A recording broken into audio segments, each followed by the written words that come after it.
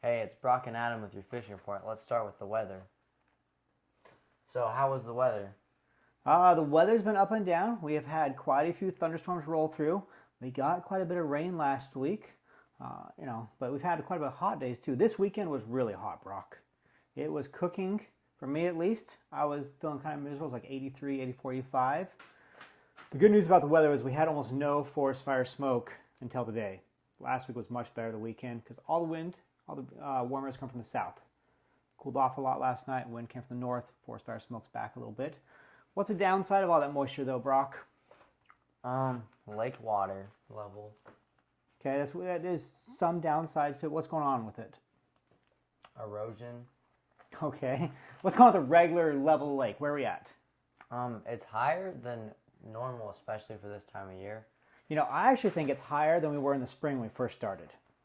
Yeah, I think so. And that's like unheard of. So, normally the lake's its highest point ever right after spring runoff. The snow melts, fills in and everything, drains in the lake, and we start out high. And then during the summer it goes down, up and down a little bit with rainstorms. But we didn't have a whole lot of snow this winter.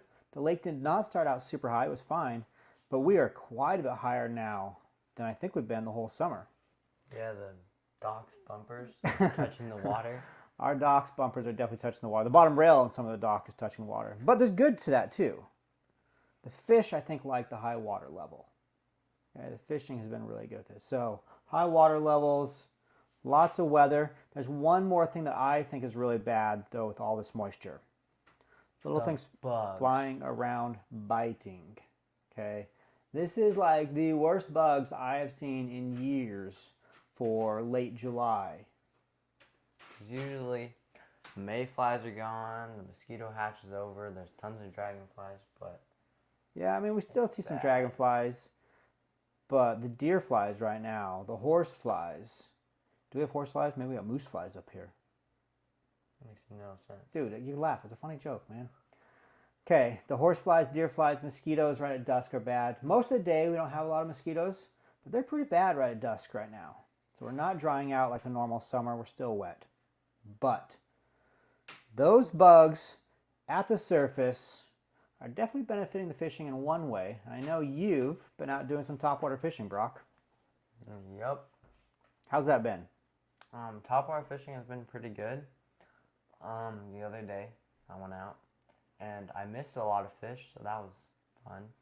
Just blow up so you didn't get a good hook set? Well, then there was one of them. There was like this huge blow up, and then I realized it was a beaver, but it went after my lure. You spooked a beaver and the tail splashed? Yeah. That's funny. I went topwater fishing with some guys last week. So I took out three brothers. It was a Thursday night to go fishing. They've been doing okay. Went down to the stumps to kind of show them how to run a whopper plopper. The three of them, I think they landed 16 fish in the hour we were fishing. Like we were hour 10, hour 15 minutes. So it was quite a few fish. 16 total. Oh. Dude, 16 each, three guys. That'd be 48 fish in an hour. That'd be amazing. Okay. All right. There are about 15, 16 fish between the three of them during their hour plus fishing. They had a lot of misses, a lot of blow-ups, but they did hook and get in the boat 15 or 16 fish total. So that's pretty good. Best lures right now for topwater? Spooks. Spooks, very good. Whopper plopper, of course, is very good. Sorry, there's a fly buzzing around us right now. Scum frogs, pad crashers. Very, very good right in the pads. So that's going good. What I've noticed is that people are not very good at setting the hook and changing their hook set when they're topwater fishing. Okay, so tell everybody what they have to do to be more effective with that hook set. I see the same problem with fishing topwater. Basically, when you see it hit, you have to wait like a second and then do it. So what's going on is that fish is coming up and it's hitting the bait. Okay, the mouth is open as it's going up. And because you see it and hear it and feel it, your reaction is to pull the hook to hook set, and it's pulling out of its mouth. So you got, like Brock's saying, wait. Let the fish come up, let it turn its head, and start closing. So just see the splash, hold the nerve, set the hook. Okay, calm it down, you'll get better hook sets out there. Excellent point. Thanks for bringing that up, Brock. What about bass fishing in general? Chatterbaits. Chatterbaits are so good right now. We should show some of these pictures. We got loads of pictures. We're going to put them up here on the screen here, okay? Lots. What was the word you were using earlier? We talked about this? Chunky. Was that what you said? I think so. I think that's what you said. Chunky. No, the one's like... Brock likes some like chunky. curved. Isn't that from a movie? Madagascar or something like Yeah, that? Moto Moto. Moto Moto. Like some chunky. Okay. Hey, I like my bass chunky too. I like big boned bass. Dude, you're weird. Okay. Lots of bass. Mostly largemouth. Yeah. A few smallmouth here and there, but pretty much mostly largemouth. Lots of solid 17, 18, 19-inch long fish. So just healthy, solid, fat fish. So bass fishing, yeah. Other species. Little pike still. Oh my goodness. The pike bite. There's a fly on the camera. What's going on? Lots of small pike. What are they hitting? Everything. Everything. I mean, this morning, let me show you Brad. He came in this morning. There's a picture of him. He said they were hitting Senkos. They hit chatterbait. He got one on a Johnson silver minnow. I mean, spinner baits. They're just hitting. So pike, they're out there. The other species doing very well is bluegill. Okay, and we don't have a whole lot of pictures. I think they like the warm weather. I think they like the warm weather. We call them sunnies for a reason. Okay, we got a picture here of James. I think James is not quite 2. This is his first fish he's ever caught. Nice fish. He was grinning. Okay, they said he reeled it all in himself. So lots of bluegill. I know that Brock has been emptying fish gut buckets in the fish house this past week, and every day he says there's quite a few bluegills in there. So bluegill fishing's going good. Crappie, we do have one. Some. There's some. Sarah sent us in a photo. Thanks for that, Sarah. People keep on catching them like just off the dock. And, like, And it's always shallow. when I tell them that the crappie fishing's not very good this time of year. I think they just like to do it to make fun of me. So some crappie going on, but not like the bass or the pike. Walleye. We got a couple photos this week. Okay, some walleye were caught. Yeah. Mo, who is staying over in the lake house over there, he caught a nice walleye yesterday as well. So there are some. The Salmo Hornet. Okay, I happen to know that's doing pretty well. Trolling a Salmo Hornet. What is that? Looks like kind of looks like a big shad wrap, really. It's not a jig, sorry. Let me like look it up. Should put a picture of a Salmo Hornet on here? Okay, we'll throw a picture up here for you guys to see. But a Salmo Hornet is doing pretty well. So, let's talk about something, Brock. Okay, aquatic invasive species. We want to talk about this a little bit. The state for the last few years has put quite a bit of money into aquatic invasive species, trying to contain that and educate. But the problem came up this year.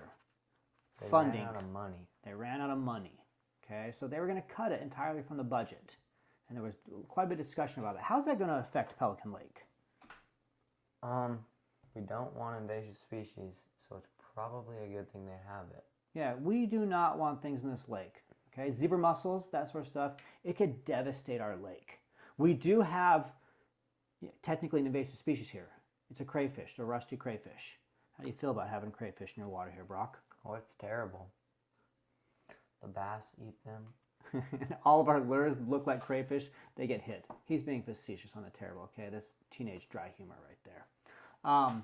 So our crayfish have been here forever. They've adapted. You know, it is what it is. But we do not want faucet snails. We don't want Eurasian milfoil. We don't want quagga mussels. We don't want zebra mussels. Like, we don't want that sort of stuff here. And right now the state does put money into cleaning stations around the state. They put money into education programs. I'm certified for inspecting boats. We do it here at our ramp. You know, we have signage up, that sort of stuff. We check all the boats get launched here to make sure nothing's on them. We try to tell people, you know, what they're doing. So they come from Mille Lacs or Minnetonka, one of these big lakes that has stuff in it, the Mississippi River. They should be getting their boat cleaned before they come here. Mississippi River has everything in Has it. everything, I know. Okay, some rivers and lakes have a few things. Mississippi's got everything. So Brock, they did run out of money. They didn't have it in the budget. They were going to cut it. What did they end up doing on their compromise? Basically, they compromised to have it for 2 more years, and then they'll revisit and see what happens. Okay, so what that means, the next couple of years, we're still going to have some presence for AIS. And if you want to see stuff still going good here on the lake, maybe contact your senator or your congressman. Write them a letter, say, hey, this is important to me. Keep it in the budget. We would like to see Pelican Lake protected. So thanks for that. Another government thing going on. The krill survey is still going on our lake. All right, he was here at our ramp a couple days this week talking to people. This is your opportunity. If you do not like the slot limits or you don't like the overall limits, whatever, you could talk about that with him. He's here to listen. Okay, me personally, I want to see the slot limit for the pike changed. I want to see it moved up. Protect bigger ones. Let us harvest more of the smaller ones. In terms, I love to eat a 24 or 25 inch pike. They're perfect eating size. We're protected right now. So, what else you got, Brock? If you don't have anything, I have one thing I want to show here. We got time for that? Yeah. Okay. I have something I want to talk about today. I want to talk about how to correctly rig your soft plastics, especially if you're going to Texas rig them. This time of year, I don't think wacky rigging is working as well because there's so much weed cover out there. And yeah, you can use a weed guard on your wacky hook. We have them. Brock and I use them.